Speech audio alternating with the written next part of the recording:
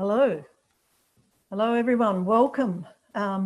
Welcome to the second of our TCI Oceania three-part series on shock, survive and transform.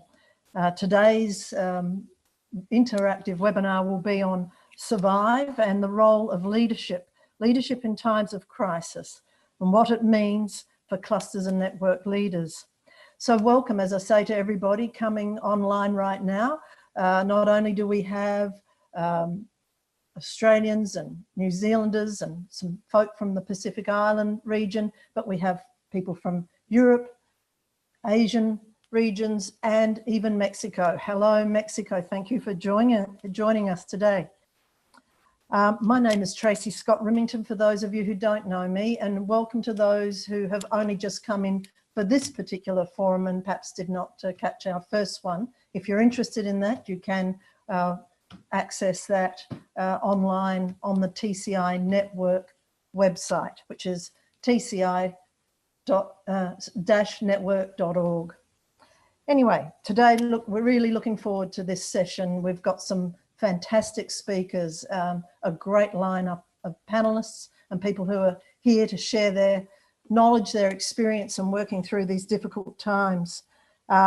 First though, I must acknowledge the traditional owners of the country from where this online forum is coming from and offer today and recognise their continuing connection to land, waters and culture. We pay our respects to their elders, past, present and emerging. Now, for those of you who don't know a lot about the TCI network, I encourage you to look at the website and have a look at all that's on offer. But it's an organisation that is the leading global network for cluster practitioners and people working with clusters, policymakers, etc. We touch over 9,000 cluster practitioners across the globe in over 110 countries. As I said, this is the second forum and originally designed to be held in East Gippsland region, where it was a region heavily devastated by bushfires. We changed quickly into this online forum like everybody else. But in particular, you know, in this country, in Australia, we've had a very hard 24 months really, where we've been dealing with extreme drought conditions, flood, enormous fires, undescribable, really, fires, and now, like all of us, COVID-19. So hopefully today we'll get to share some lessons on what we can be all doing together as we lead our clusters through this next several months and years. I'd like to also, before we get going, acknowledge our sponsors. That is the Department of Industry, the Industry Growth Centres of FIAL, which is Food Innovation Australia, NARURE, Energy and Resources Agency, and METS Ignited, which is the Mining Equipment Technology Services Industry Growth Centre, and my own home organisation of Regional Development Australia in Brisbane. So I'd now like to hand over to Nicola Watts, co-chair of this morning's session, and she'll be of TCI Oceania, and she'll be moderating this morning's session. And just to note, this will be recorded as well and available online. Thank you, Nicola. Over to you. Great, thank you, Tracy, and a very good morning, everyone. Welcome again to this second of three online forums presented by TCI Oceania. My name is Nicola Watts, and it's my absolute pleasure to be moderating this session. As Tracy said, we had hoped that this forum would have brought participants to my home region of East Gippsland, which was devastated by fires this summer.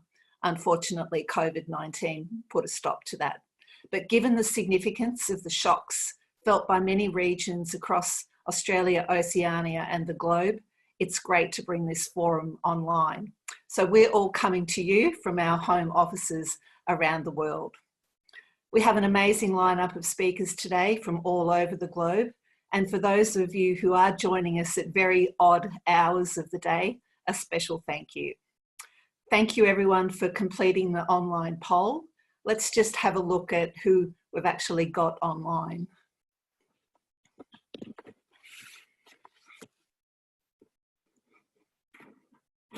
Okay, so it looks like we've got some great diversity there. And as Tracy also highlighted, well, natural that we've got a lot of Australians here. We have got people dialing in from all over the world. Some quick housekeeping from my side. We are going to run for around 2 hours. We'll have a 2 to 3 minute break in the middle for you to have a stretch. And if time permits, we'll also have a few questions after each speaker. But we'll look to have a longer Q&A at the end of the session where everyone can participate. This session is being recorded, so you'll be able to access all of the presentations after today's forum. Please note that all of you participants are on mute, but please make use of the chat and the Q&A functions, and I can already see people making good use of the chat. So you can use the chat to introduce yourself to everybody and engage with other participants as well as the speakers and panelists. You can also use the Q&A function to pose questions to speakers and panelists, and you'll note that there is a like function there as well. So please read the questions of others, and if questions resonate with you or there's a question similar to one that you would like to pose, please like it, and that will help prioritise questions at the end. As Tracy said, today is the second session, and we're exploring the theme of survive during these disrupted times we find ourselves in.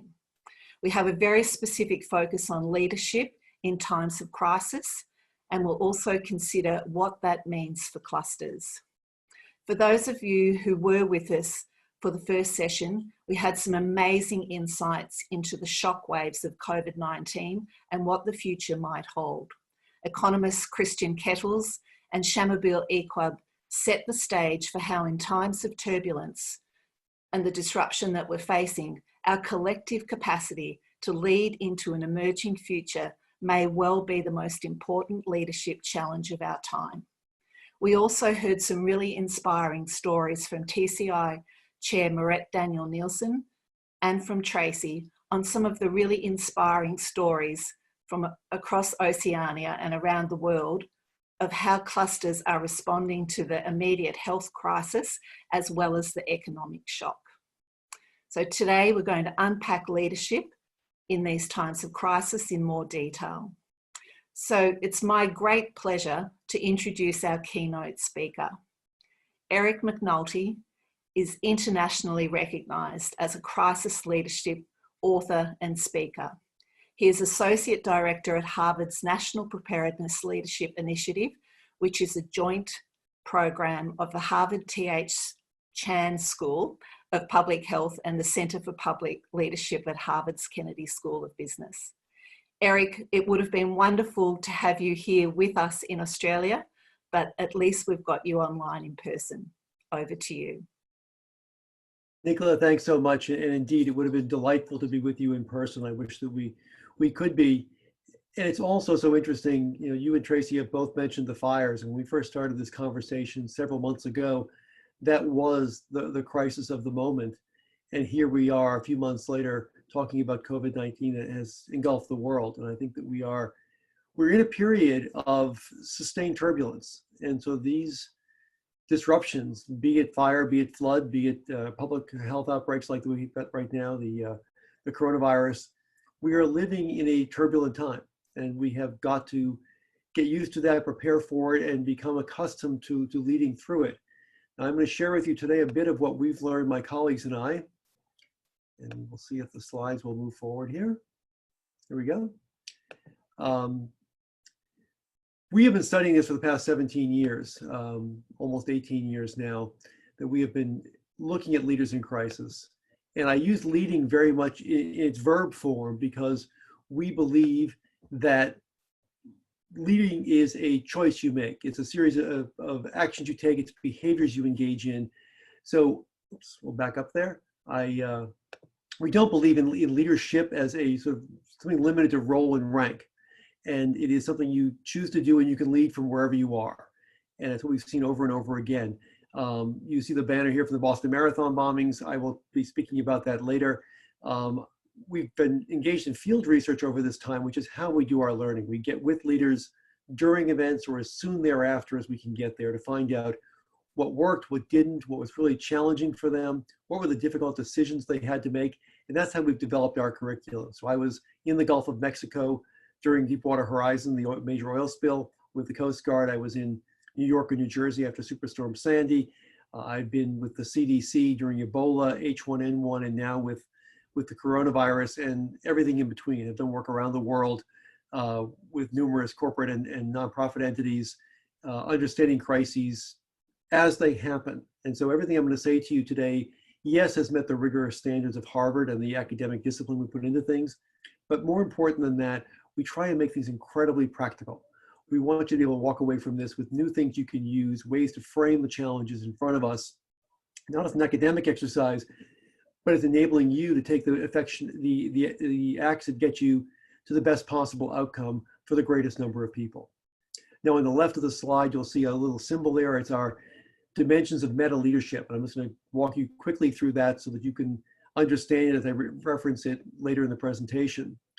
Now, we use the prefix meta to prompt you to take a broader view of what's happening. One of the things we know about the human brain is that whenever we are faced with a threat, we narrow our focus. It goes way back to our prehistoric ancestors when there was a rustle in the bushes, and that individual had to decide really quickly, was that going to eat him or her, or was that there to be eaten?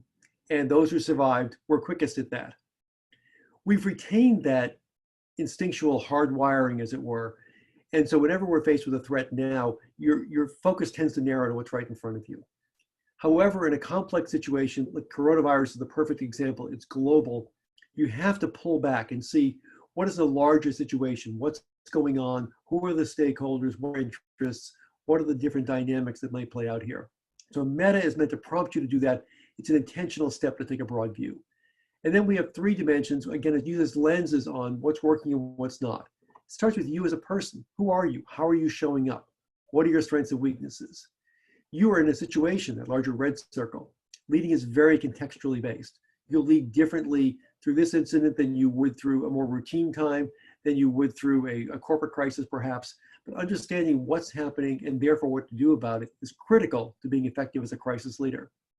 And then the third dimension is connectivity, which is perfect for you. You're involved in clusters. You get this. You get the idea of networks.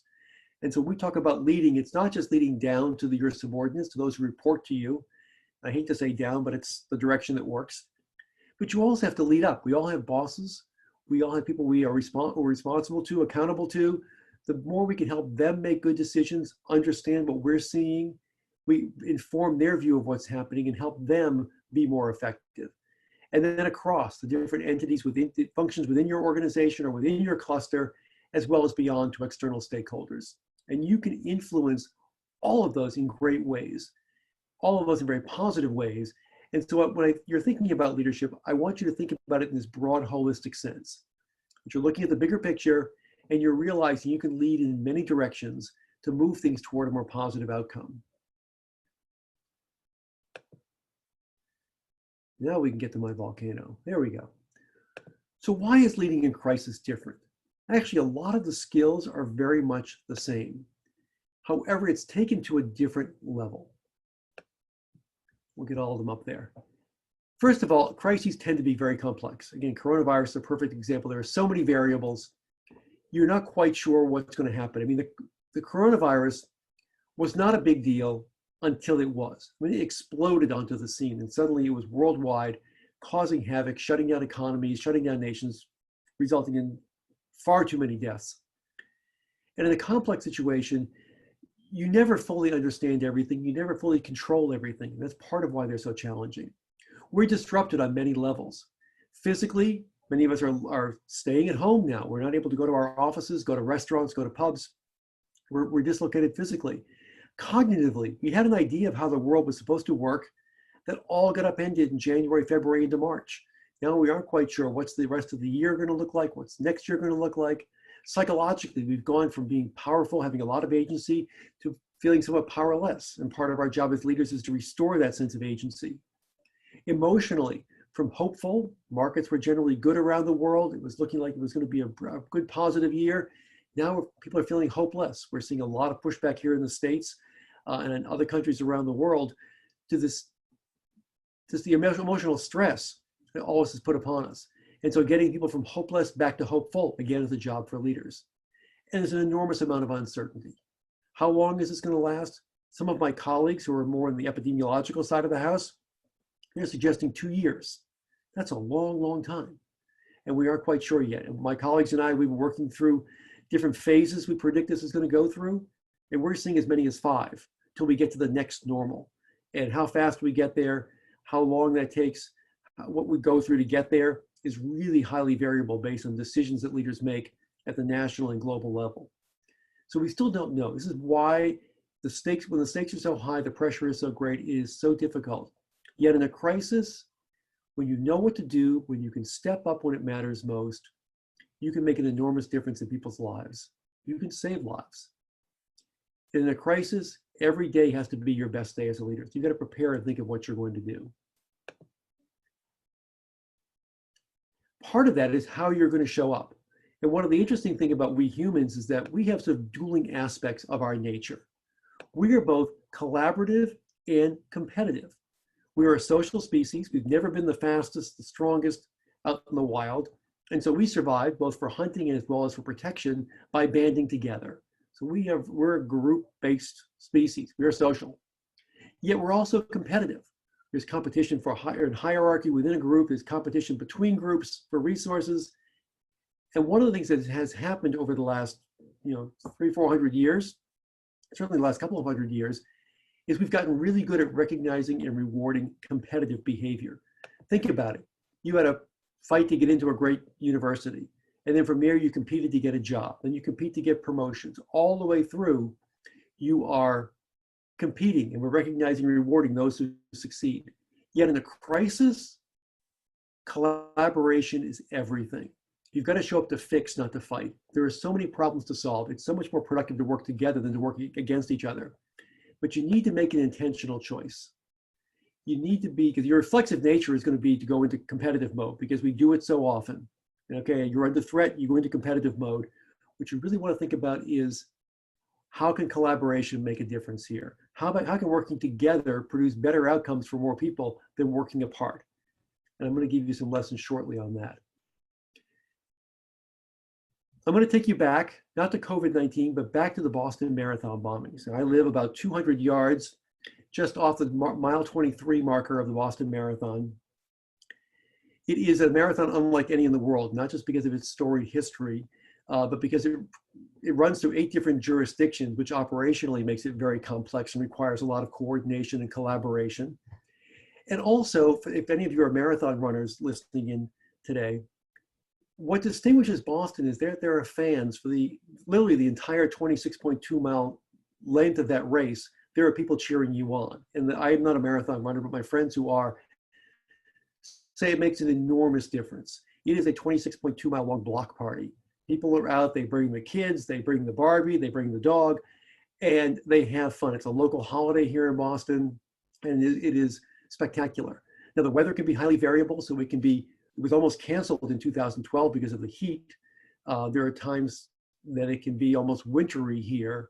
Yet in 2013, it was a virtually perfect day for running. It was sunny, but it wasn't too warm. There was a light breeze until 2:49 p.m. And then disaster struck. And this event can be described in 3 numbers: 11 seconds, 22 minutes, and 105 hours. In 11 seconds, 2 bombs went off near the finish line. 3 people were killed instantly, and 264 were wounded. Those 264 wounded were evacuated within 22 minutes. They were distributed evenly across the trauma centers in Boston. Every single one of them survived. And 105 hours later, thanks to the collaboration and coordination across numerous law enforcement and other agencies, the one suspect was dead, the other suspect was in custody. The event was concluded. It was an extraordinary, for all the crises that my colleagues and I have looked at, this was the most coordinated, best collaborative example of leadership we had ever seen. In fact, when we were doing our research, we interviewed about 36 people across the response.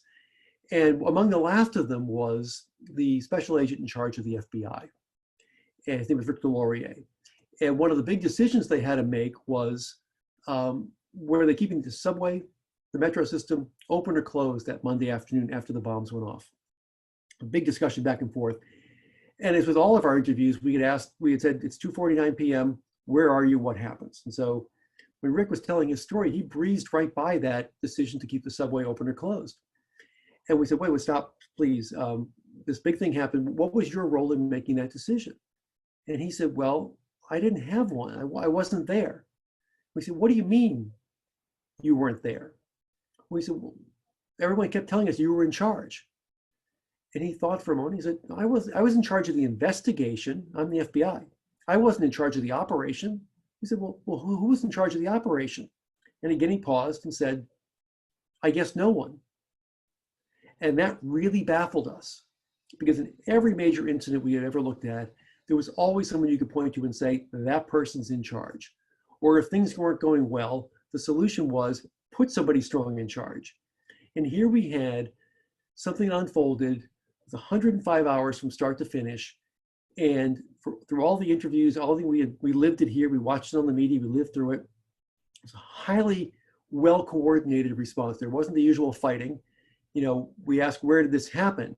Because in the US, our system is rather convoluted. We have local, state, and federal officials. And so when you think about where this happened, well, it happened in Boston. Well, where's Boston? It's in Massachusetts. And where's Massachusetts? It's in the United States. And with those three answers, you get 3 different sets of emergency response people, 3 different sets of law enforcement agencies, 3 different sets of elected officials. And often there's a lot of conflict between those different levels. And then you have private sector and public sector. And so it was really, really baffling to us what happened here and how that unfolded the way that it did. Because it led to this question of who was in charge. And if Rick said no one was, that was really confusing. So went back through our notes and looked at it, talked to people again and said, who was in charge? And they said, well, we kind of did it together. And technically the governor was the senior official on the scene, the governor of the state of Massachusetts, Commonwealth of Massachusetts. He was not a guy who ever tried to run things operationally. He would walk in and say, how can I be useful? And try and, put himself in service to those who were expert in what they were doing. And so as we pondered this and tried to figure out what happened, I'm the amateur biologist in our group. I do a lot of birding, do a lot of work on nature and environmental issues. And I walked into my boss's office and I said, swarm intelligence. And he looked at me with this sort of quizzical look and said, what the heck is that? And so I explained to him that in non-human species, there are many, bees among them you see here on the screen, but also ants and termites and birds and fish that achieve complex social outcomes, yet there's no one in charge. And it turns out the way this works is that there are simple rules and there are social cues that all of the members of the swarm understand. And that enables them to behave in ways that create really sophisticated outcomes. Bees are fascinating. They do so many things. There's so much more activity inside that hive and around the hive than you ever would have thought possible. And ants are the same way, dynamically allocating labor, making decisions, changing things to preserve the function of the larger unit. And so I have to admit, I was half joking when I first said this, but it was, I wanted to get a rise out of my boss. And he kind of liked it. And we played back and forth with it and back through our notes. And we actually saw that, yes, there were some simple rules that everyone was following. They were able to take each other's social cues. And yes, and so we looked at this, went back to our interviewees again and said, does this at all describe what you're doing? And they said, we weren't thinking this way, but yeah, it explains exactly what we were doing. And so we try to translate what we know about non-human species into a human context to help people better understand this notion of collaborative leadership and how do you establish the conditions under which collaborative leadership is most likely to emerge, particularly in a crisis setting.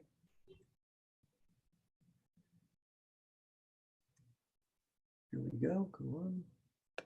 Sorry, the connections here are a little slow with the slides, but we will get them moving in a second. There are 3 foundational conditions for the swarm behavior to happen. The first of them is there has to be a structure of which everyone sees them apart. So the bees are, part of a hive or a nest, and fish are part of a school. These birds are part of a flock that you see up here on the screen. This is a phenomenon called murmuration. And if you want to have some fun, go to YouTube and put in murmuration and watch how these large flocks of birds, these are starlings, which are one of the more common species to do this, they perform these intricate aerial ballets. Yet there's no ballet master, there's no manual, there's no rehearsal. Yet they were able to swoop and maneuver and back and forth, and they aren't running into each other, they aren't falling out of the sky. And so part of it is that identity, that shared identity. They are part of the same structure. You as clusters have the same thing.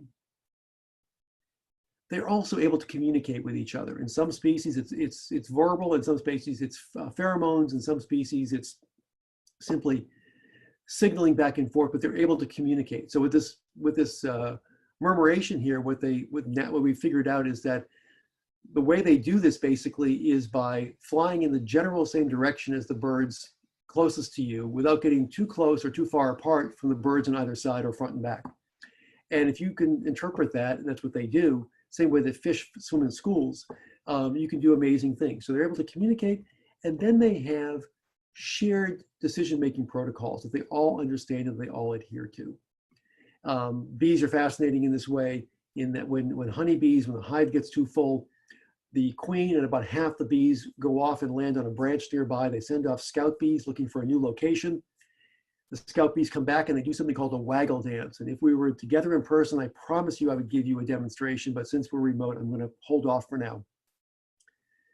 But they can tell by the scout that is most excited with its waggle dance has found the best location. They do a check on that. If the waggle dance comes back the same, then they go. They stake their future on going to this new location and building a new hive. Fascinating, but they all understand it and they do it. Again, they don't form a task force or a committee. They don't go through a lengthy debate. They know how they're going to make decisions and they can make them quickly. So how does all that translate into a human setting? How do we get people really working in synchrony? Well, it turned out, we went back through our notes, there were 5 behavioral principles that were consistent across the leadership of this response, and that we now call swarm leadership. And that while we looked retrospectively at Boston, there are now organizations in the United States and elsewhere as well who are using these behaviors proactively, saying this is how we want to go into a situation, this is how we want to behave. The first of these is unity of mission. Everyone understands the larger objective. That day in Boston, it was save lives. Throughout the week, everyone we talked to, save lives was first and foremost. Now, it's obvious right after a bombing that people are going to rush in and save lives. Actually, it was surprising. First responders certainly ran in to save lives, but a lot of spectators and volunteers who could have run away, first concerned with their own safety, they stayed. They applied tourniquets. They helped move people into ambulances. Part of why those 264 people all survived was because without being asked, without any direction, without any training, people jumped in and helped. They demonstrated basic human altruism. So getting people clear on what that larger mission is absolutely critical. Otherwise, you can have good people, smart people with fine intentions who wind up working at cross purposes. The next one is generosity of spirit and action. Looking out for each other. We saw this over and over again that week in Boston. So for example, that decision I mentioned about opening or closing the subway, one of the variables there was that the head of the Boston Police Department, our local police department, said, I can't provide security in the subway right now. All my people are out, and we've got a large crime scene, we've got a lot going on. I'm tapped out, I haven't got the sort of resources, and our transit police department is quite small. And so if you can't provide security, you're really going to open the subway again. We saw the bombings in London. We saw the bombings in Madrid. Transportation's a traditional soft target for terrorists. What are you going to do? Well, here in the States, we have something called the National Guard. It's a state-level military organization that is, sort of an anomaly in our system. And the head of the National Guard here in Massachusetts stepped forward and said, I have troops. They're not armed, but they're in uniform, so they'll provide a visible presence. I'm willing to put them under the jurisdiction of the Boston Police Department to give you the person power you need in order to provide security. Will that work? Now, first of all, mayors hate National Guard on their streets because it looks like they can't handle it with their own police force. There is nothing in any rule book that says a state level agency becomes subservient to a local agency. This was all ad hoc. The mayor said yes, the governor said yes, the commissioner of Boston Police said yes, and there they went. They were able to open the subway, evacuate the people who were downtown. It worked out very well. But we saw over and over and over again, people were generous with each other. It's really important when you create that spirit of generosity, people just start helping each other. They're much more open to collaboration and coordination. That said, it's important to stay in your lane and be good at what you do. And so while there was no one in charge of the overall operation that day, there were chains of command within individual organizations, and there were hierarchies, and they worked well. And people were able to do their jobs. They did them incredibly reliably. There was a lot of trust on the ground. And so being able to take care of your job, whatever it is critical to having other people want to work with you and you being able to work well with others. The fourth one, and this is toughest for we humans, is no ego, no blame. The leaders in this situation quickly realized they were going to either succeed together or fail together. And there were battles behind the scenes, I can tell you. I know these people well. They're local here. There is no shortage of large egos, or at least a certain amount of self-regard, but they were able to keep them in check. They demonstrated high emotional intelligence. And so when they had a fight, they had the fight behind closed doors. They presented a calm and unified face to the public, which kept the public, gave them confidence in the ability of this team to lead them through. They weren't pointing fingers at each other. It was a really remarkable performance by all of them. But it goes to show you the value of emotional intelligence. And it's not about me, it's about we. And when everyone's invested in that larger mission, unity of mission, it becomes much easier to link and leverage resources across agencies, across entities in untraditional ways to get amazing things happening. And the final piece here was a foundation of trust-based relationships. The success we had in 2013 didn't start in 2013. It started in about 2002, 2003, when Boston was to host the first national special security event after 9/11, the Democratic National Convention in 2004. When planning began for that, it became readily apparent the city was not ready. The city was not prepared to handle a massive event, to have coordination across federal, state, and local agencies, lots of VIPs, lots of huge security risk. And so they said, we better figure this out. And so it was then that they built on what had been a small base of joint training exercises, and they really built a robust cross-sector, cross levels of government coordination effort. And ever since then, we've used 3 events every year as planned disasters: New Year's Eve, the marathon in April, and the 4th of July. And so as people are running that event and making sure everything is fine, what everybody sees, and providing security and a safe experience, behind the scenes, they're testing protocols, they're testing equipment, they're getting used to working with each other.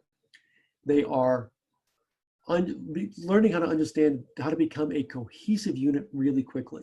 And so some folks were there a long time, others come in and out every year, they're different, but you'll learn to create that cohesion really quickly. And it was based on trust. They knew they had each other's backs. Many of them were on first name bases.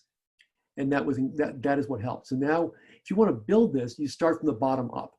Start building those trust-based relationships, work on the emotional intelligence, make sure everybody's good at what they do and they've got what they need to do what they're going to do. Then you can become generous with each other. And as you undertake, be it responding to coronavirus or thinking about a commercial mission in the hopefully calmer days ahead, create that unity of mission, something everyone can buy into and be part of. And so what you get out of that is resilience, because people can bounce forward. And I never talk about bouncing back. I always talk about bouncing forward through adversity. As long as you see hope and people think they're moving toward a better future, you've got resilience. As a leader, you've got to be thinking about resilience with every decision you make. Instead of being the commander telling everyone what to do, you're helping people make sense of what's happening and find the meaning in what they are doing. Get people engaged in solving problems. That's how they will derive meaning. It's a basic human function. And when you can do that, again, people get invested in that larger mission. They start thinking not just about themselves, but the people around them. You form that cohesion, that social cohesion that creates an unstoppable force. Emotional intelligence, I've talked about a lot, is far more important than how smart you are up here. your ability to work well with people, build relationships, understand what motivates them, what they need, what they're afraid of, and how you can help keep them engaged is absolutely critical. What you're trying to do, and this coronavirus is a perfect example of it, is keep people stronger longer. These things are not sprints. We all have limitations on what we can do physically, cognitively, emotionally. You've got to get rest, be taking care of yourself. You've got to model it as a leader, or no one else is going to take care of themselves. Be thinking about how can I onboard and offboard people from, if you've got a crisis response team. Be thinking about all of that. How do you keep these people? This is not a single game, this is a season. And how do you get people through it all the way? Be thinking, the more you can embed resilience in your thinking and decision making, the more it'll become second nature, and you'll find yourself doing it naturally. And so finally, if the slide pops up, there we go. I wanted to say, oops, thank you, but I wanted to explain why we have the name of the book as You're It. First of all, if you're in a crisis, you are it. If you're leading, people are going to look to you. But you in English is both singular and plural. And so people will be worried about you, and you need to think about what you are going to do as an individual. How are you going to step up? But you've also got to think about how are you creating that greater force? How are you bringing people together so that you collectively are it? Meeting the challenges, seizing the opportunities, making the most of what's in front of you. And so with that, I want to say thank you. I want to turn it back to Nicola. I look forward to your questions and staying engaged for the rest of this morning's program. Thank you. Thanks so much, Eric, and thanks for those really your insights, and also I guess for connecting us back to the natural world with the analogies that you've got there. Now I can see some quite interesting questions that are popping up on the Q&A, and one has risen to the top, which is quite an interesting one. You've spoken about the Boston crisis and that immediate situation. So the question here is, how can you compare the response to the Boston bombing to the current response in the US to the COVID-19 crisis? Why perhaps are we seeing a difference? I think we're seeing polar opposites. And since I know we're all Chatham House rules here, I think that actually at the state levels, you are seeing some actually very good responses, but at the federal, at the national level, no, it's been quite disjointed. Quite a number of agencies I've worked with a lot, and I've not been 100% happy with their performance because I think there has not been unity of mission. There has been a lot of suspicion and fear in terms of contradicting certain national leaders who shall remain nameless. And so that has led to people being less willing to collaborate, becoming much more defensive. And I think the notion of having states compete for things like protective equipment is really dumb, if I could be that blunt about it. You want people competing to get us a vaccine? Absolutely. Get those people vying against each other, different groups, competing yet collaborating, but to get us there as fast as possible. But in terms of getting equipment and things, that was really dumb. And that's where I don't think you will not find, and I know I've worked through several administrations, the same level of trust that's currently in Washington that you might. It's never a very trust-heavy town, but you see less trust now than before, which means people are less likely to collaborate and cooperate. So I don't give us a very high score right now. So I guess some of the points that you have been highlighting, particularly around social capital and trust, are things that we know actually underpin successful clusters, and that is probably why they are actually able to provide so much value in these particular times. There is another question that has popped up here around the trust issue, it is how do you build trust when there's money involved? Well, money is an interesting thing. I mean, resources are always something that people tend to compete over, although if you think of what you need versus what you want, or how are you going to grow the pie, one of the basics, we all have basic styles in which we can enter the arena. And one of them is as a competitor, thinking of how do I get the biggest share for me. There's another, which is the collaborator, which is how do we grow the pie so we all get more? And so I think that's a piece of it. I think to me, in terms of trust, I always go back to a gentleman named Charles Green, who created the trust equation, which I've always found very useful, which is credibility plus reliability plus your willingness to build relationships. That's the numerator. And the denominator is your mission interest versus self-interest. If you can get a big number on top and a low number on the bottom, so you're minimizing your self-interest, you will build trust. And again, if your mission as a cluster is to grow the demand for that larger basket of products, that's a place to collaborate. There may be other times, yes, you compete like crazy over an individual contract. That's fine. But I think increasingly we're seeing sort of pre-competitive and post-competitive spaces where it's beneficial in everything from factory standards to figuring out what the market wants. There are spaces where you can collaborate and still compete when it makes sense. And again, I guess that's where clusters come in. They are focused on that collaboration and the mission that you've outlined, but very much aware of how to navigate perhaps through some of those competitive tensions that you're identifying. There's one more here, which I'm probably just going to paraphrase. When we're talking about incidents like COVID, the immediate health crisis and the Boston bombing, that immediate incident, and the principles of swarm leadership that you've outlined, when we're looking at the long-term recovery that is facing us ahead with COVID-19, how do swarm leadership principles apply in that broader recovery stage? Yeah, first of all, I will say it's very easy for them to break down because if you violate any one of those principles, the whole thing begins to unravel. I will say there was an example in the States where we did see it hold together for about a year.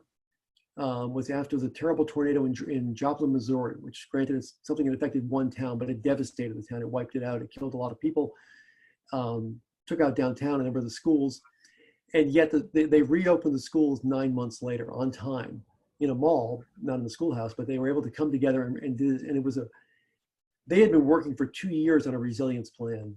Not for tornadoes, but actually for economic issues. So they had a lot of trust-based relationships, and they were able to keep together and divide resources as equitably, or at least come to decisions people could accept around resource allocation.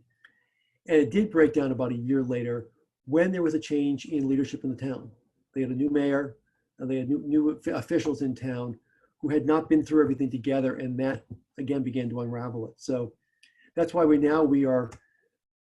talk about this. We talk about it proactively, and organizations like FEMA here in the States and the Red Cross will put those 5 principles up on the wall and say, this is how we want to be. And if you make the decision to be that way, you're likely to make this last longer. Otherwise, it does get tougher. Once the immediate threat is taken care of, people can revert back to fussing and fighting, as it were. So a real focus on retaining the collective cohesion. Yeah. All right, thanks, Eric. We might have to leave it there. A fascinating discussion. I know you're going to stay with us, and we'll have an opportunity for more questions towards the end of the session. I'd invite everybody to give Eric a virtual clap on the chat, and again, thank you. I'd also just like to take this opportunity to acknowledge one of our sponsors in particular, NERA, that's National Energy Resources Australia, one of the Australian government's growth centres, and particularly Miranda Taylor, CEO of NERA, who connected us with Eric and who helped bring Eric with us today. So thank you, Miranda and NERA. So moving on to our next speaker. For many of you, I know E4 Phelps-Williams needs no introduction. He is one of the most influential cluster practitioners on the planet. E4, I know I have sought your guidance and wisdom often during my own personal journey as a cluster practitioner.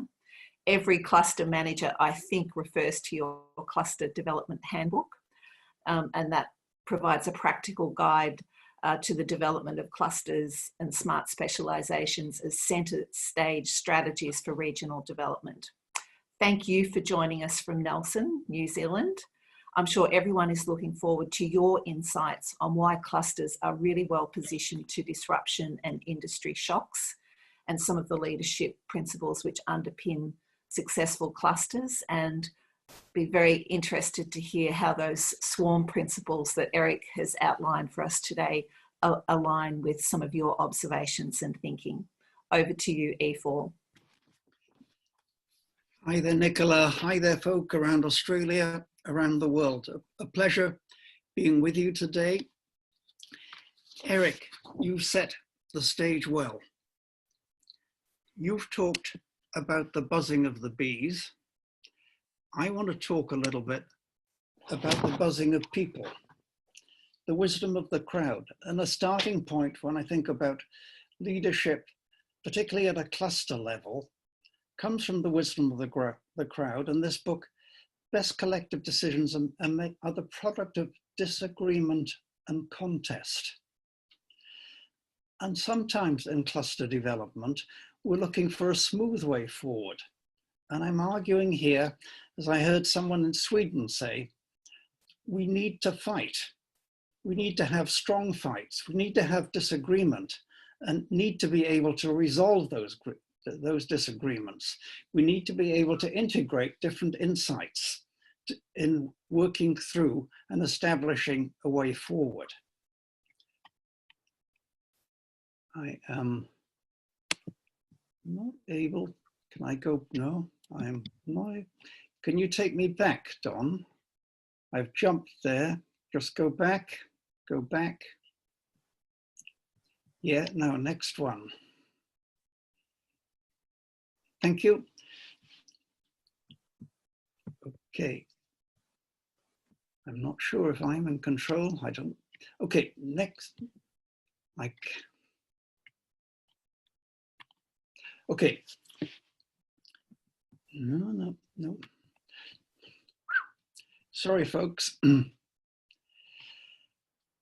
want to use Catalonia as an example.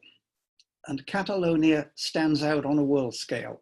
28 years now of cluster development experience and clustering initiatives that have survived a whole range of different ministers that have looked at the program, and each one of them have said, yes, this makes sense for developing our economy in Catalonia.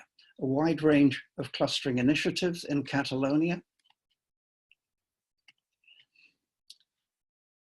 One slide that Moretti had was this one here, and highlighting how the clusters in Catalonia have been able to respond with speed to the COVID crisis.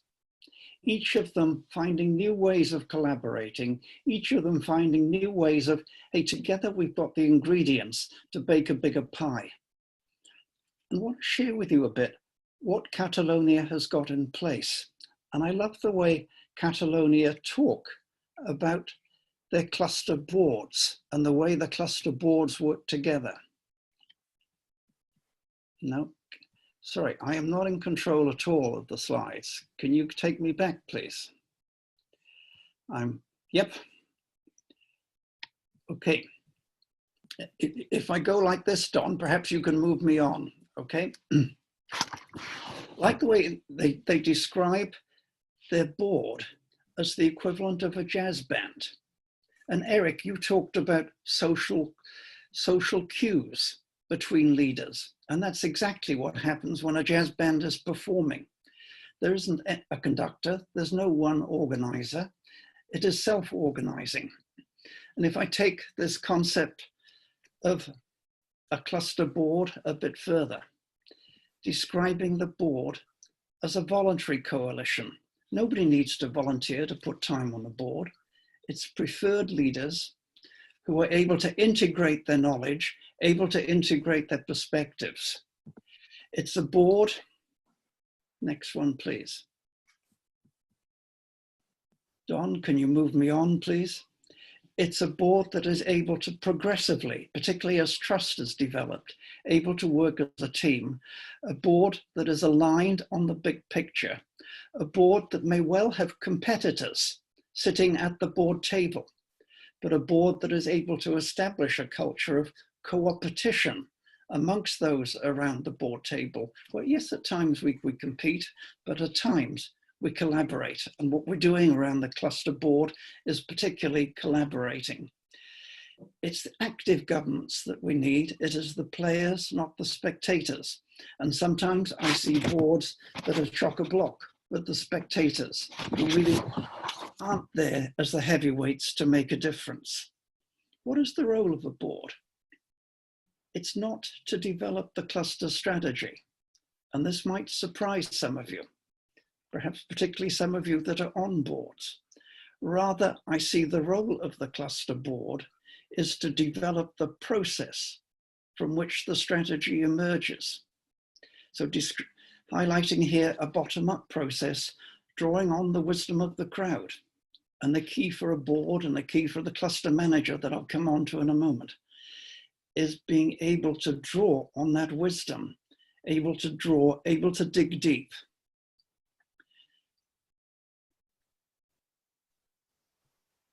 A phrase I'm introducing here, a strategic agenda.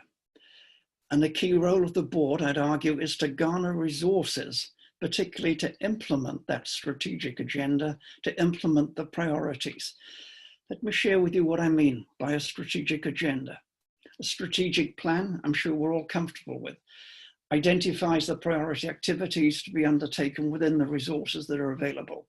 It's identifying we've got this amount of resources and the application of those resources is here. A strategic agenda is quite different. It's not constrained by the current availability of resources. It highlights the key things that we need to do and then seeks partners. So it is a coalition of the willing, and it's a coalition of the willing around that board table, but also the willing in the sense of the other agencies, whether at a state level, a provincial level, a local level, education institutions. It's getting the whole of government alignment, the whole of society alignment around that particular cluster. Some danger signs as I look at boards. I see some boards that are little better than an old boys club, garnering perhaps public funding almost to maintain the status quo, to keep doing the same things. I see some boards that are second level managers, some boards that are chock-a-block with public folk, public agency folk, industry association officials, or people that all come from the same university, perhaps the same technical background, or, and we've all seen this too often, are the same agenda. We need diversity. We need different insights coming together on these boards. Catalonia describes or views, next slide please, their cluster managers in this way. Going back please, it's a one-man band. And many of the Australian clustering initiatives are not much more than a one-man band, one cluster manager and perhaps a support person. In Catalonia, the initiatives are thin in terms of people, but they're certainly not thin in terms of capability. And like this visual, and if I take this a bit further, the role of the cluster manager, please, it's a change agent, it's a catalyst, it's the connector. It's a strategic guide, it's a critical friend. So it's much more than managing an industry association. I like the way in which this cluster manager in Sweden describes her role. I act as a junction box, and I'm a port for projects. And if I take this a bit further, with a few pieces of advice for cluster managers. Projects. Projects, the engine room of a clustering initiative. And it's not one or two projects. It's often a wide range that perhaps relate to skills development, export development, SME finance. One thing I've learned is go with the opportunities and go with the passion. And if there isn't passion around a particular topic, then leave it on the back burner for now. Come back to it later. Projects with, not for, the cluster stakeholders. And I see many clustering initiatives that are delivering projects such as a training program, such as an export development program, to the cluster stakeholders who are meant to say, hey, thanks. encourage you, think about what do we do with the stakeholders in partnership with them, and try and ensure you're not the sucker with all the to-do lists. I've been that person, it doesn't work. You're coming in as the cluster manager, as a disrupting agent, particularly in times of change. You're clearly not here to maintain the status quo. There are going to be setbacks. Results come through persuasion. You have no ability as the cluster manager to instruct people. What you've got is soft power. You need to be gentle in how you use that soft power. You need to preserve it for the long haul. As I finish here, encourage you, particularly in times of crisis, identify what's happening at the periphery of your clusters. That's where we're going to see new markets developing, new technologies, new applications, new things happening. And it's tinkering at the edge. It's learning by doing. It's certainly not paralysis by analysis. And if there's a group who want to tinker in one particular way, and there's another group of businesses and support organizations that want to tinker in a sense, in an alternative way, a competing way, go for it. Learn by doing. Learn by exploring, rather than, ooh, well, let's just step back a little bit and let's do a bit of homework. Encourage you here, again, particularly at a time of crisis, move at the speed of business. Be comfortable in learning by doing. And at times, this is a bit chaotic. That's healthy. Innovation is not nice and tidy. As I finish, expect failures. Not everything is going to work.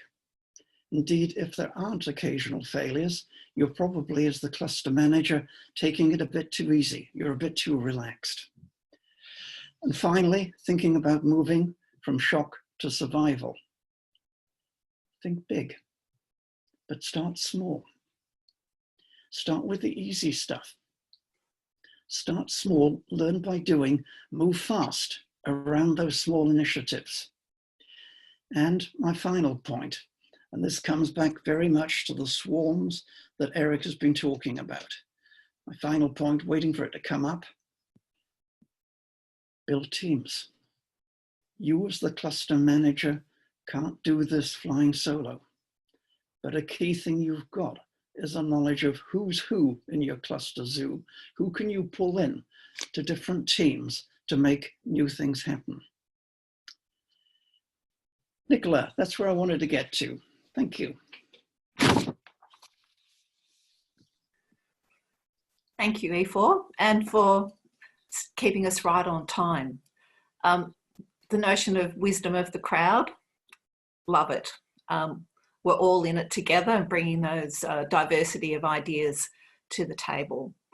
You've spoken about how clusters can be quite disruptive, that they are change agents, and they've also got the potential to be quite agile, as well as bringing those social relationships or that social capital that's been referred to earlier.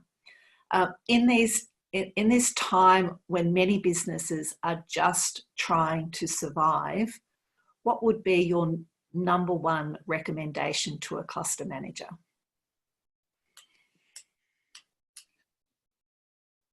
A cluster manager needs to be listening to what are the pressure points, what are the firms exploring.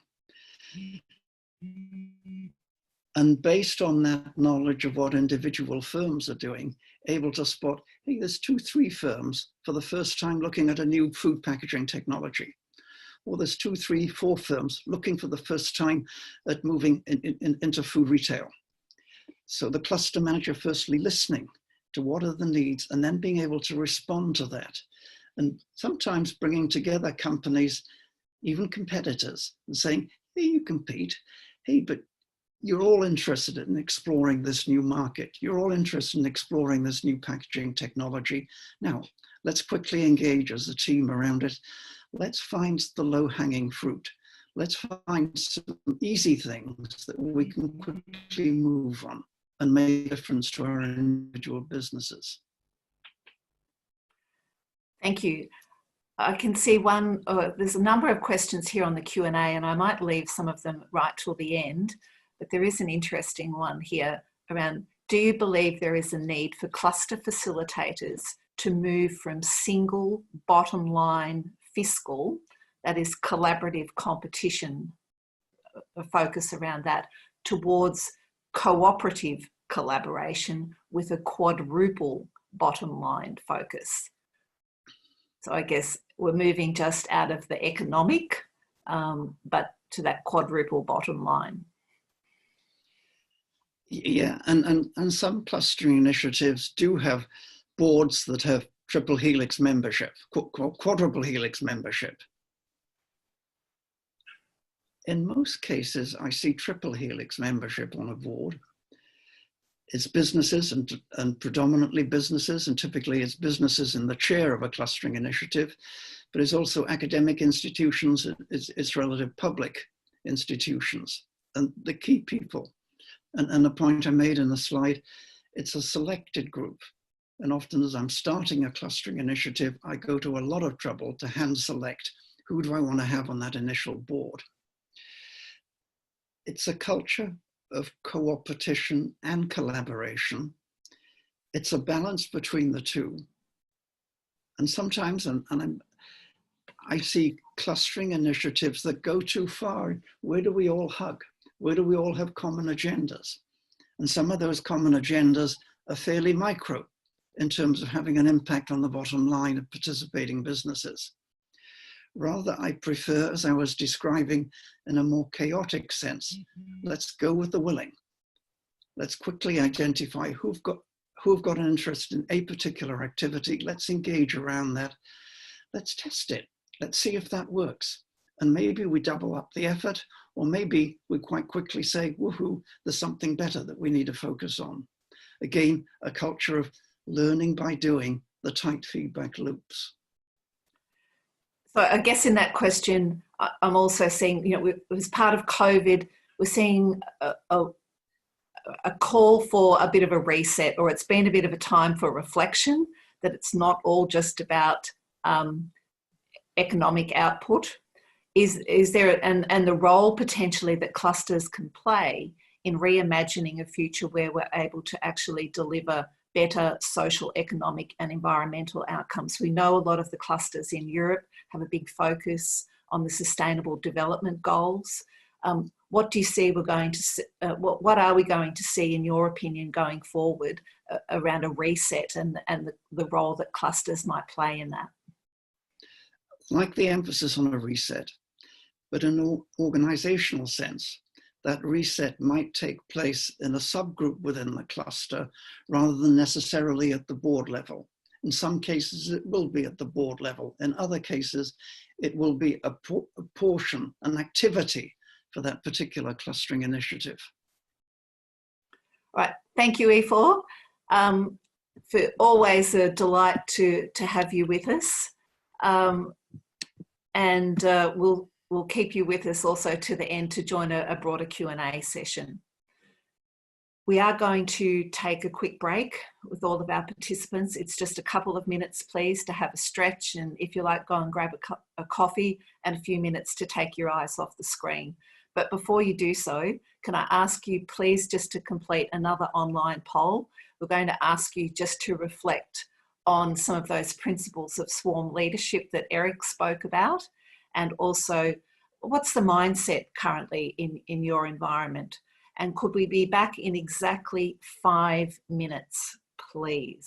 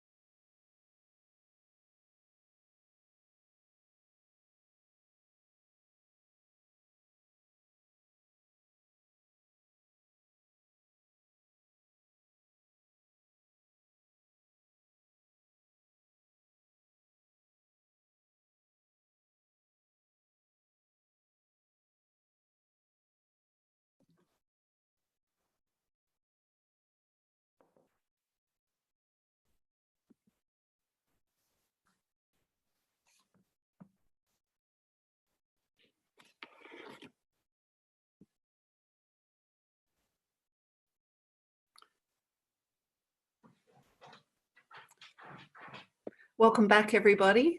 Hope you've had an opportunity to have a good stretch. And thank you everyone for completing the online poll. Let's just have a look at those results before we head into our next speaker. So quite interesting results there in relation to the extent to which we believe the principles of swarm leadership are evident in your operational environment. And very interesting there to see the areas where there are potential opportunities for improvement, and that the trust issue is coming out quite strongly there. And in relation to positive mindset, it seems that in general there is quite a strong positive mindset as to how we're going to navigate these turbulent times, and that's looking very positive in itself. So thank you again. I'd now like to introduce you to Madeline Smith. Madeline is Head of Strategy at the Innovation School at the Glasgow School of Art. She specialises in strategy and evaluation for clusters, innovation, and triple helix collaborations. She has a strong interest in innovation, the role that collaboration can play, and how evaluation needs to evolve to capture the wider value of collaborative working and behavioural change. Madeline, you've been with us in Australia before, but now you're sitting in Glasgow. So you really drew the short straw in terms of time difference. I think it's now well after midnight for you, so I hope you've got plenty of coffee on hand. Over to you. Thank you very much, Nicola. I'm delighted to be able to join you, even though I can't be with you. Obviously, plans have gone a bit awry, but I'm hoping that I can be joining you virtually and sharing with you some of my my thoughts on clustering for positive leaders, positive futures. I've been working with clusters and collaborative innovation for many years now, and one of the things that always strikes me about clusters is how rooted they are in our context. We don't work in isolation. We are fundamentally part of the environment that we're around, and we need to understand that context and then react to it. And as those contexts change, and they change all the time, and at the moment they're changing faster than we could ever hope to control, then we need to understand that context and try and react to them. So clusters are subject to those changes in those external environments, and we need to be able to change with them to understand how we can react to them. Customer expectations are changing, and we've got to learn to adapt and evolve. But actually, on our advantage, the good thing is that clusters are learning organizations. Because we're by nature open and collaborative, we share knowledge with each other, we learn from each other all the time, and that collaborative way of working is working in a different way. So we're actually well suited to dealing with those complex changes and trying to adapt to them. So if we're going to be learning clusters, if we're going to really be able to adapt and change, what do we need to do? We need to be open and collaborative. We need to be looking for that external input. I loved Aoife's example about you needing that conflict. If we all agree about everything, we never learn and we never progress. So you need to get that different perspective in to complete the picture, because you don't have the whole picture yourself. You need to get those different perspectives to understand how other people are viewing the same situation and coming up with slightly different perspectives. We have a tendency to think the same way all the time, and we need to challenge that and learn to look at things in a different way by inviting others into the room to give those different perspectives, because same as usual isn't going to be good enough, really. We need to be ready to do those things differently. It's been quite interesting thinking about leadership and clusters, because when we think about what clusters do, then normally we're thinking about the actual activity and the projects and the impact that we have. and those have a direct effect on the members of the cluster. But also they quite often have a spillover effect. That's one of the beneficial things about the added value of a cluster, is that you have a systemic impact beyond the actual cluster members. But the other thing that I think is really interesting and often gets missed when we talk about clusters, but they have a really important strategic leadership role in that system. They act as a catalyst. So because a cluster is there, it attracts other activity into place. They act as an anchor. So they are the things that make the innovative companies stick and stay in a region. And as they become mature and they become credible, then they are a really valuable source of intelligence for people to come and ask what's happening on the ground, what's happening in real time now, so they can become a credible voice for that sector and for that industry. And that's a really important strategic leadership role, particularly at this time of change. And then they also have some of those wider beyond economic effects, which increasingly there's the realization that clusters are adding value in a much broader way into the territories where they exist.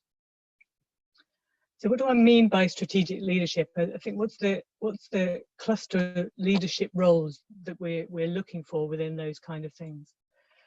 So there has to be, as part of that cluster leadership role, a clear strategy, developing a clear strategy. Interesting what Aoife said about it's not for the board to develop the strategy, but it is for the board to help that strategy to evolve and to be agreed upon.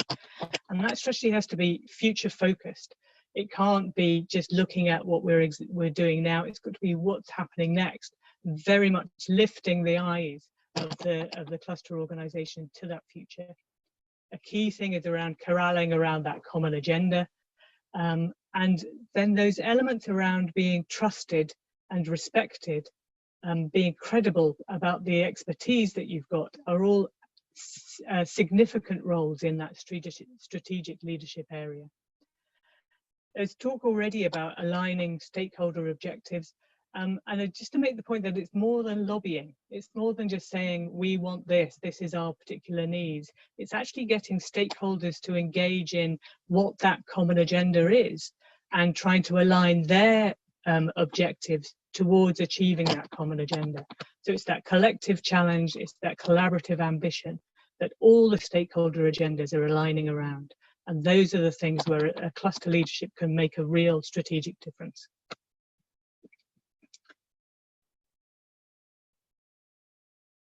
I see. So what are clusters doing within these crisis moments? It's been interesting to talk look at what's happening in my own region in Scotland, but then talk to other cluster practitioners across Europe and across the globe about what's happening in the crisis. James Wilson is from Orchestra, the Basque Institute of Competitiveness, and he's done a very good blog quite recently on the Orchestra website, which is worth a read, where he's talking about what have clusters been doing in this time. And he's pulled out that they're doing an awful lot of innovating, adapting, and responding to this very fast changing environment. And even though we're all about collaboration in clusters, there are new forms of collaboration and new connections being made all the time, because in this time of difficulty and of change, sharing information and navigating that uncertainty together and using our collective capabilities is a really important aspect. And then that aspect of the clusters acting as a source of intelligence is a really important role. So what is happening on the ground? How can you be the source of information about the real-time issues that are facing companies and organizations at the moment, so that policies can be better targeted? It's a real key role. Talk a little bit about a couple of examples that I'm seeing with clusters in Scotland. So Scotland Food and Drink is a umbrella cluster that I know very well. It has a leadership role for the whole of the sector in Scotland. Food and drink, very important sector within the Scottish economy. And a few years ago, they spent an awful lot of time doing a hugely iterative co-design strategy development involving all of industry and stakeholders, aligning agendas, etc.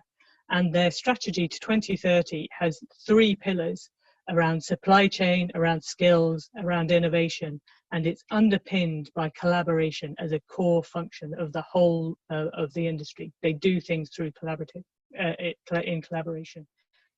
So what Scotland Food and Drink, obviously their strategy has been knocked slightly sideways by what's happened over the last few months. And so what have Scotland Food and Drink have been doing? They've really been focusing in on what are those pillars and what are the things we can do to still move forward in some ways that strategy, but to address the needs of our industry. First of all, a key one is around skills and workforce. And so there's some key elements about what's the information I need, what's the real guidance, how can I establish safe working within a manufacturing environment. And also they're filling in a gap between the real need for recruitment, workforce shortages in some areas, and additional skills available suddenly from other industries, and how can we map those together. And they've actually set up a hub to match that recruitment issue. They've also started talking about where can we get additional business support for business, whether that be funding, whether that be advice, whether that be cluster members actually sharing their own experience, and this is how we're taking forward this particular area around advising workforce around safe working, for example. And they also do, because it is a core part of what they do, is around connecting a huge swathe of the customer base has just disappeared overnight, with restaurants and bars, etc., closing. So there's a big campaign now about support local, and they've set up a hub to connect people who want to buy directly from the suppliers who previously would have been feeding into those restaurants. So so they're doing all those things to underpin what their strategy was already. The other thing that's interesting is the communication is happening all the time. I get a daily email from Scotland Food and Drink. I get lots of emails, but actually Scotland Food and Drink I do read, because it is a really good source of information about what's changing, what the latest guidance is, and what's happening next. Another example I wanted to give was around digital health and Care Institute, another triple helix collaboration, bringing the academic expertise, the industrial capability to address the needs of health and care for the public sector. So a real strong collaboration in Scotland. And not surprisingly, they were thinking about, well, how can we address some of the issues that are coming up through in COVID? And in the NHS in Scotland, they've identified that there's 3 stages, which people have already alluded to in some form or another, that we need to respond, we need to then recover back to something like normal, and then we need to review and actually renew and actually take things forward. And what DHI did was try and feed into that through a number of projects. And in the respond, it was, let's stop what we're currently working on, and can we pivot our capability and focus it on where the need really is now? So how can we take that technology, that design, that innovation capability, and focus it on the urgent problems? And they're also looking at how can we help the NHS partners transition back into some of the normal working, and what do we need to do to enable them to do that safely? And we're also looking at projects around, well, actually there's been some changes in the health and care delivery, which were quite positive. There were things that we should maybe try and adopt and embed that improvement in the long term. So how can we build that capability so that that can be taken forward? So it's been quite interesting to see that real capability around design, technology, and knowledge of health and care shifting towards those respond, recover, renew agendas of the health and care delivery in Scotland. I think it's not just happening in Scotland, obviously, it's also happening across the globe, and certainly across Europe. there's been some quite a lot of work to share that experience and to try and bring those connections together. So the European Cluster Collaboration Platform has been working with through the EU to put together a portal to try and bring both the sharing of information and making sure there is reliable information about what the current situation is, what the decisions are, what the information and guidance is, but also to try and open up those forums where people with challenges, can you help us solve this problem, can be connected with people with solutions or people with ideas about how we might take this forward and address that problem. And clusters have been at the core of that, actually connecting those with the solutions with those with the problems. And it's been a real international effort through things like the Connect, Solve, Save portal that's been set up. But what does that mean for leaders? And what does that mean if you are leading a cluster in this crisis? So we talked about strategic leadership already and the cluster leadership roles. Well, what do you know? The crisis leadership roles are pretty much similar.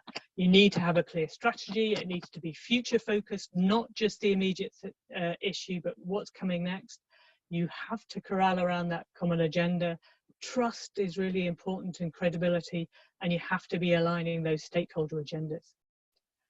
And what kind of behaviours do we see? It's really interesting to see the different type of behaviours that come to the fore and are really valuable in leaders in this time of crisis. Obviously, you need to be a champion, but you need to keep communicating. So what we were seeing from Scotland Food and Drink about communicating and sharing that information is really important.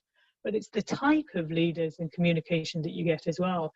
Much more important to have that empathy and that care coming through strongly in the leadership roles.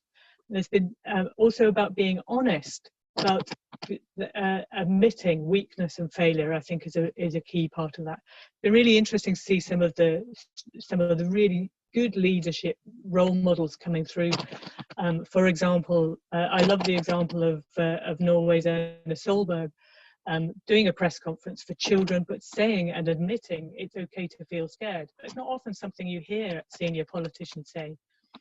But actually, these days, in this time of complexity and this time of so much change, certainty isn't really believed.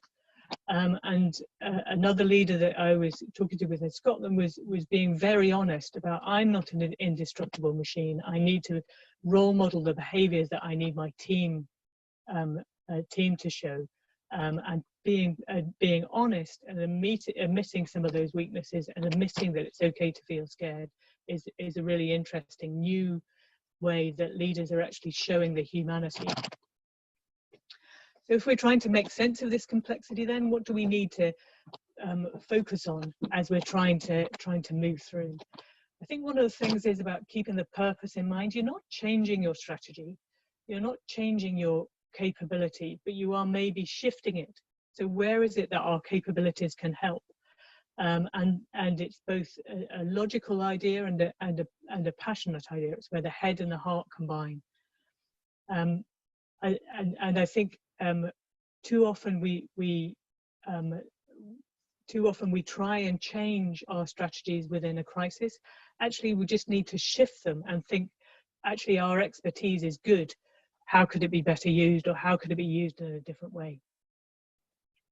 We're dealing with huge amounts of disruption, but we can't get it perfect. We need to have as much information as we can, but we need to move quickly. So how do we use that imperfect information, use proxy data if we can, to make decisions as quickly as we can, and then be comfortable to change and move and shift slightly as new information arrives? I think it's also interesting to encourage initiative, encourage others to step forward. I think that's really interesting from a cluster's point of view. Who within the member organisations is getting engaged and is willing to put ideas forward, because they are your future cluster board if they're not engaged already.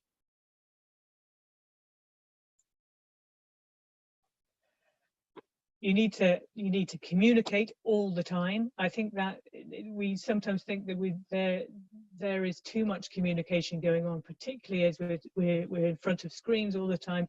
But actually, to try and get that message across and to try and give as much information as possible, that communication all the time, I think, is really important.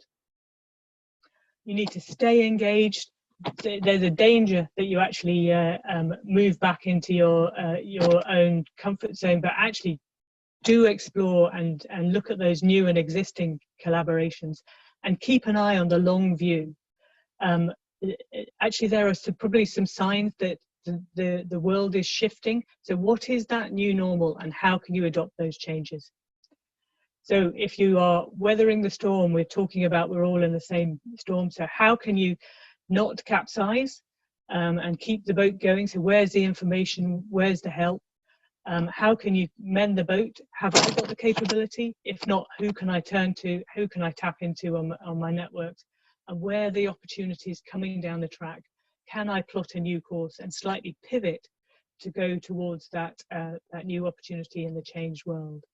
Just worth saying that other people are doing it, so do learn from others, because we are all learning by doing as we go through this. And thank you very much for having me. Even if I can't be with you, I can be with you.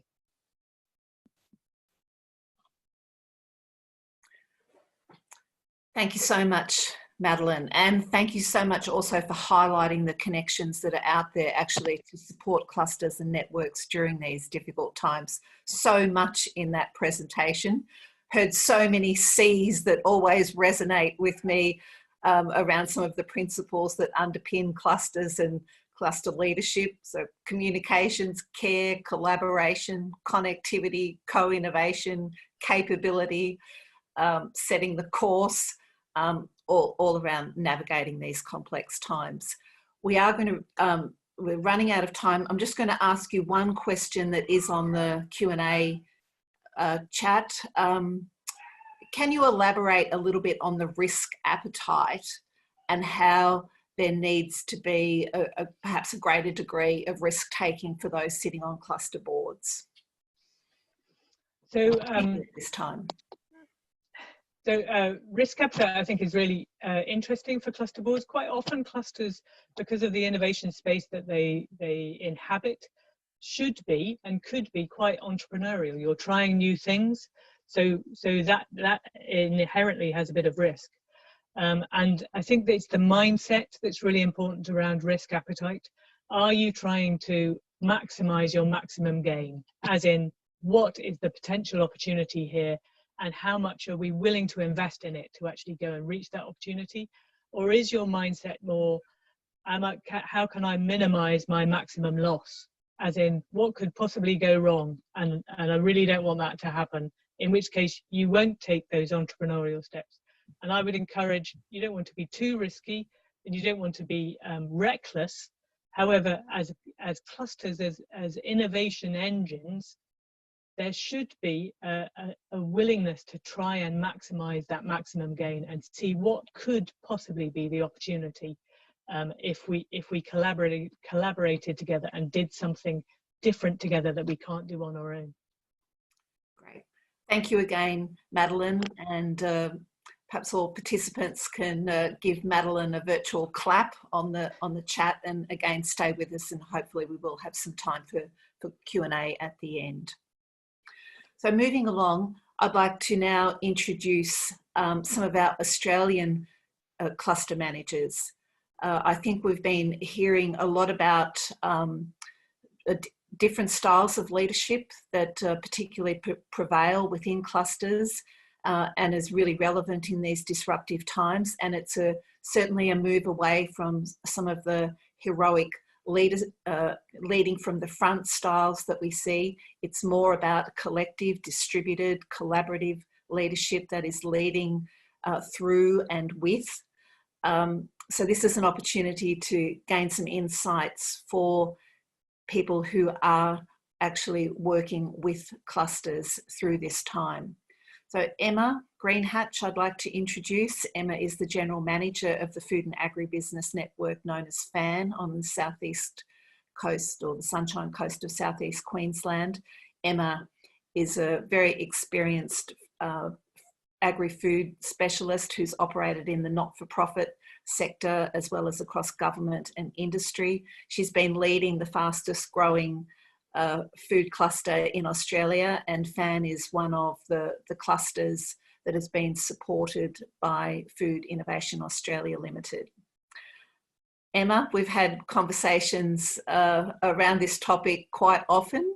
Please share with us what your definition is of leadership and how is that helping you and your cluster navigate these turbulent times. Over to you, Emma. Thank you very much, Nicola, and thank you so much for the opportunity to be on this session today, and to TCI and all the sponsors for making it happen. It would have been wonderful for us all to be meeting down in Gippsland. I was very much looking forward to that, but now that we live in the world that we do and we can see what's possible, it's fantastic that we can still have the opportunity to connect virtually. I'd like to just firstly acknowledge the traditional owners of the land on which I'm on today, the Gubbi Gubbi people of the Sunshine Coast region, and pay respects to elders past, present and emerging.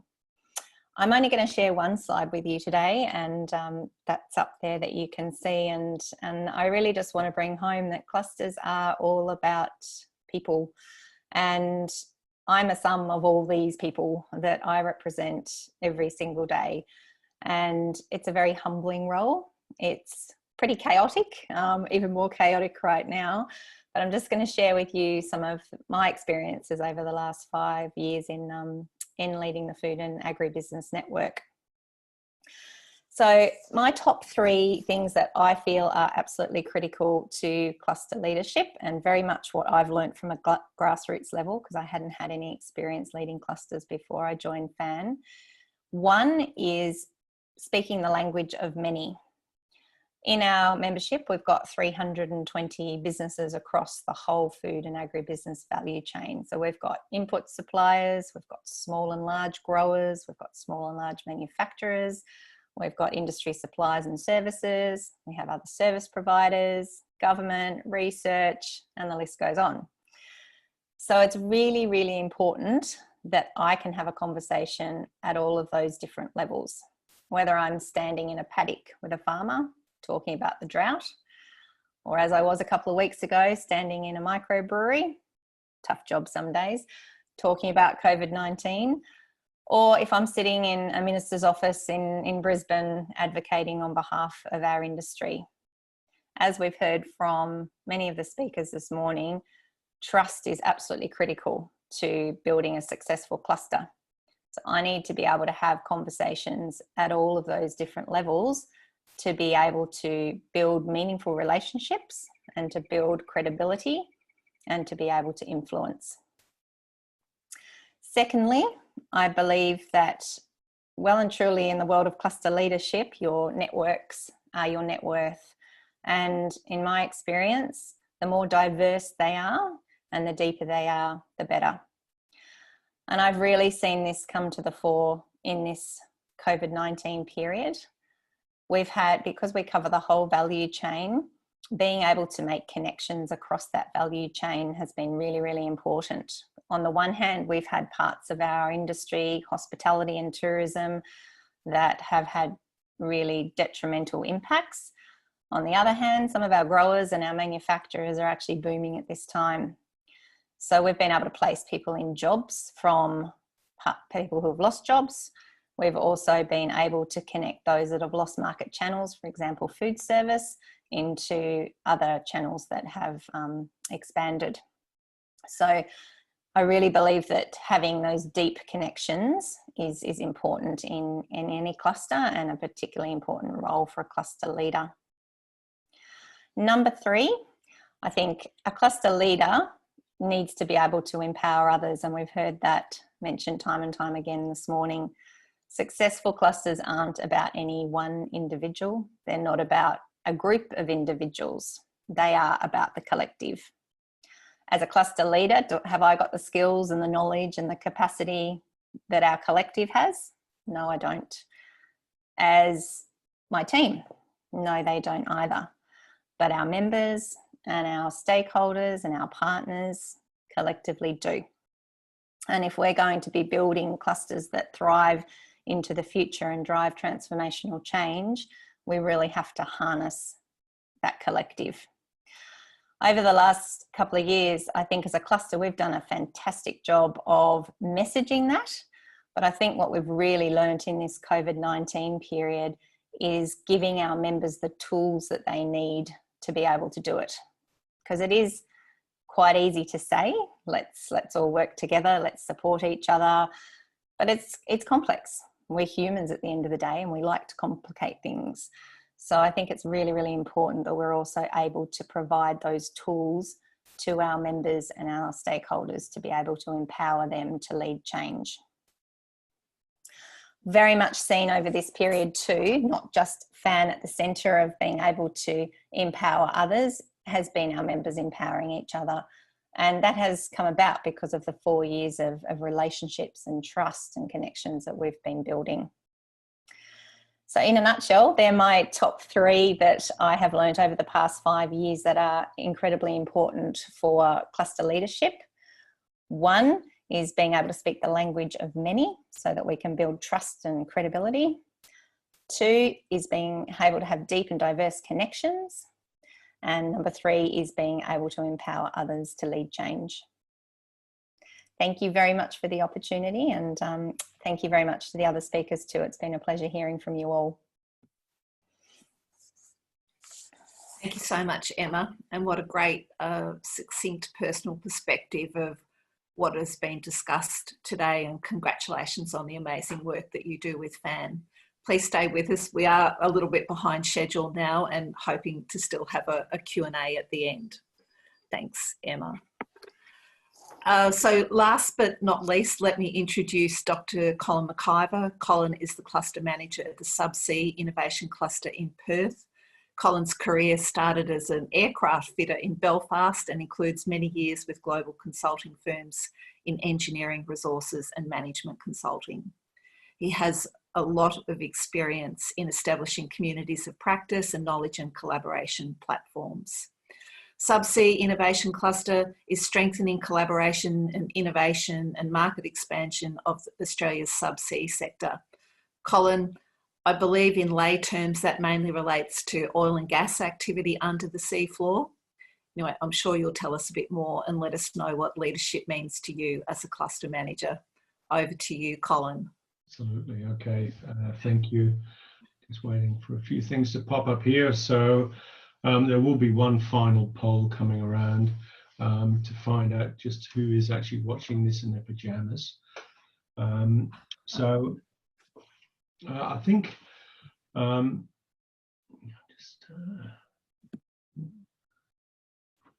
just see if I can get the arrows working. So I'm just not getting the slides clicking through. Maybe I can get somebody at the other end to click the slides through. It's not, oh, there we go. Right, so look, I'm conscious of time. So first of all, look, the Subsea Innovation Cluster is driving the growth of the subsea sector, which has emerged over the past 30 years in Australia. It's traditionally a very competitive market, so collaboration has been difficult. But the annoying thing is there is amazing innovation happening here, and it's quite often not realized. In terms of leadership, I think I would say I'm not really a leader. I'm a facilitator. I'm part facilitator. I'm part devil's advocate to get those strong fights that were mentioned earlier starting, and I'm also a bit of a, or very much of a listener. And every time I hear that Nick Kershaw line, wouldn't it be nice if, that's an opportunity. That's somebody trying to dream of how it could be, and that's where the innovation comes in. So what have we actually been doing during this COVID situation? As I say, never waste a good crisis. It is, in fact, it's a great opportunity to really strengthen and reinforce the importance of the cluster. And there's sort of 6 key areas I wanted to touch on. There's a massive project portfolio in the subsea sector in Australia, but a lot of those projects go overseas because a lot of the operators are risk averse, and what worked 20 years ago still works. So they're going to keep doing it, even if it is more expensive than newer technology.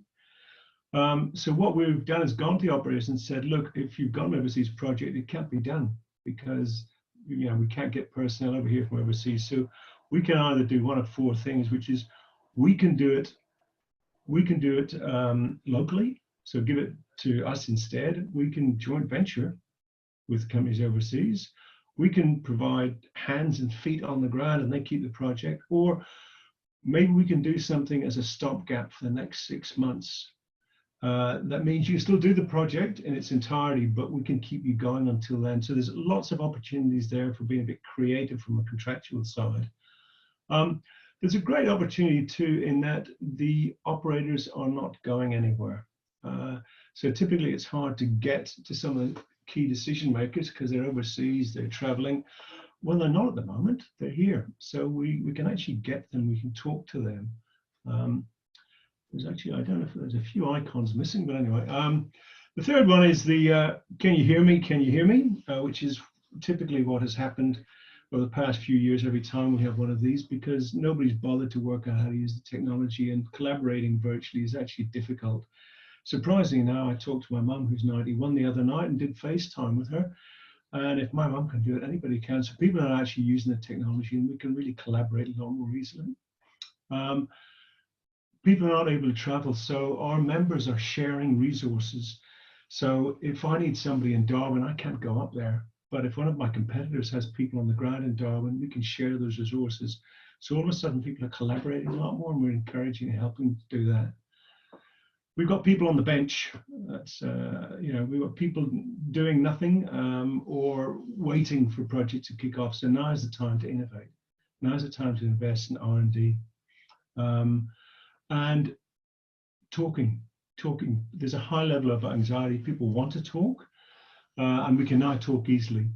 Initially, when we developed our strategy for the cluster, we were aiming to have cluster get-togethers every 3 months, where all the members would get together and share, talk, have a glass of wine, etc. Now we're now having those weekly. In fact, I've got one in about an hour's time, where we have a small TED talk, and then we just talk about what we're doing. It's phenomenal. And I've also introduced speed dating. So we've got about 40 cluster members. So each week I match one member to another member, send them their contact details, and just tell them to ring the other person and have a 10-minute conversation about what you're doing. I think the other interesting thing that's come out of this is that initially, and I think this is again about clusters being adaptable, our focus was very much on getting these mega projects off operators and focusing on the revenue we were generating. What we're really doing much more now is focusing on developing the trust and collaboration, and the mega projects will be a byproduct of that. And what we're actually finding is we're having multiple mini projects starting to happen, and innovation projects between our members, not with the operators, but our members are talking to each other and sort of going, oh, I didn't know you had that spanner. Oh, we need one of those. Or I didn't know if you bend a coat hanger that way, you can do that. So we're actually having amazing innovation happening, which we weren't quite expecting. And again, this is just through people having those conversations and those talks. So, so basically those are the things that we're currently doing to help our members. As I say, I don't see myself though as a leader. I'm not leading these people. I'm facilitating and listening and occasionally prodding, but that's about it. So thank you for your time. And back to you, Nicola. Thank you so much, Colin. And a lot also packed into a very short presentation there. Opportunity and adversity, how the adversity is encouraging collaboration, and love that line around let's not waste a good crisis. Indeed, there are many opportunities that can come out of this. And I do also note your very humble reference to your own leadership, but you are having impact, and it's not leading from a position of power, but it is part of that broader collective, collaborative leadership that has been discussed here today. So thank you. Panelists, can I ask you all to switch on your videos, and participants, it is over to you. We only have a couple of minutes, unfortunately, before we do need to wrap up. But let's see if we can get a few questions in.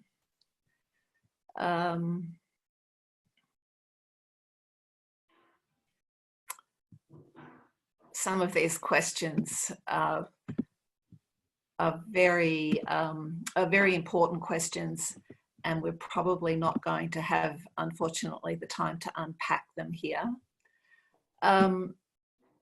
There's one here around some countries' cultures are better than others at being collectively smart. Can a country improve its people's preparedness? How long will it take? Does anyone like to have a crack at that one? I don't want to have a crack at it, so to speak, Nicola, but it's something that we've had many conversations about at a cultural level, that in Australia we have a very individualist culture, and in clusters that can be pretty challenging to get people to see things from the collective rather than coming at it from what's in it for me.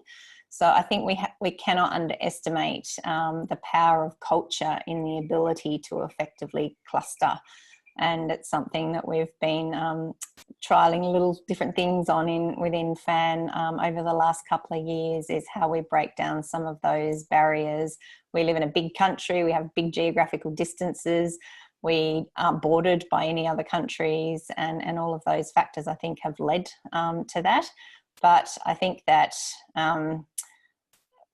looking to others and showcasing to our clusters what's happening elsewhere in the world, and again getting those mini groups together to break down those barriers, I think is really, really important. Thanks, Emma. Does anyone else have a response? It's Colin here. Certainly from my experience on running virtual teams across a multinational global company, was you just have to be mindful of different cultures. I mean, some cultures, if they're quite hierarchical, if management says they can collaborate, they will. Other cultures, from a face-saving point of view, will go off and collaborate on their own and then collectively come back. They won't collaborate across borders.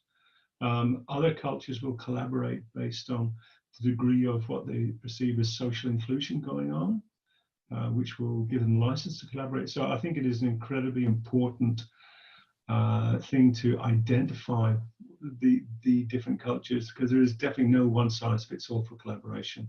And I think that's a really pertinent question. Eric, I might just ask you to come back in here, because I think it relates back to perhaps one of the first principles of your swarm leadership around that unity of mission and how galvanise the collaborative and the collective intent around that.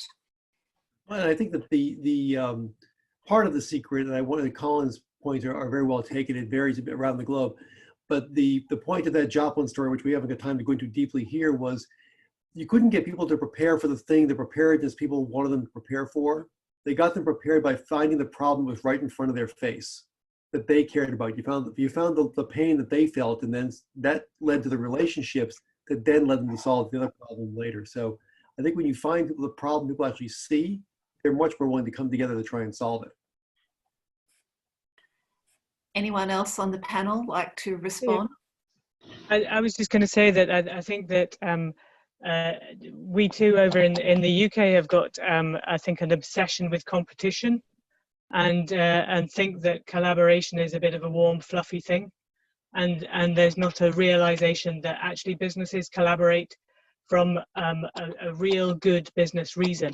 So there is a benefit for it to put that investment in. But I think the cultural thing is really interesting. We were doing a project with a number of different partners around collaboration, and one of our US partners said, well, I'm being asked why we should be sharing things. And so I just put that out to the group, and the Scandinavians came back and they just didn't understand the question. It was like, well, why wouldn't you? That's just sensible, good business. Why wouldn't you share? So those cultural things came through really obviously there, that it is just the expectation in certain cultures, whereas it is seen as you have to put the reasons why in other cultures. Thanks, Madeline. Perhaps E4, any final word on that one from your perspective? As I travel around the world, I see a lot more difference between sectors than between countries. And a key for me is differentiation becomes a lot easier when the businesses are differentiated, when it isn't a wide range of food companies all making the same thing, but there's a wide basket of goodies. And then there's opportunities for collaboration and a broad range of agendas. Thank you so much. And I'm mindful we could spend a lot more time discussing here today. We have run out of time, so we are going to have to wrap up. I would be really interested in feedback from the participants if you're interested to continue these kind of conversations and how we can continue to explore these collaboratively in more detail.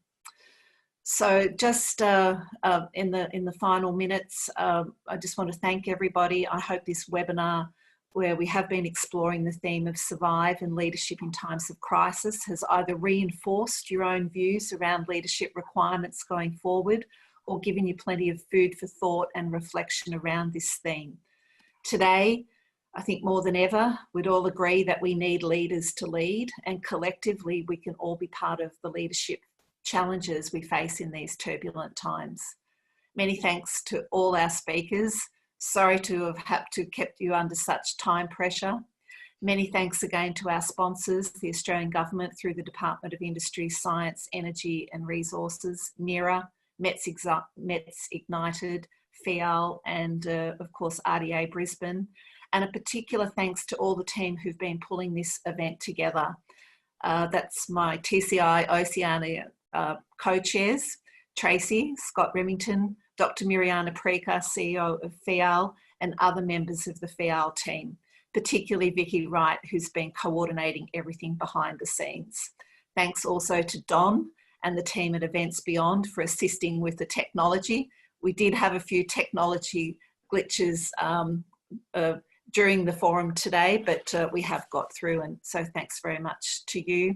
But lastly, thank you to all of our participants. Thanks for being with us. We hope it's been beneficial, and we hope to see you back with us in 2 weeks' time when we look at the theme of transform in the context of disruption and industry shifts and the role of clusters in supporting industry during these turbulent times.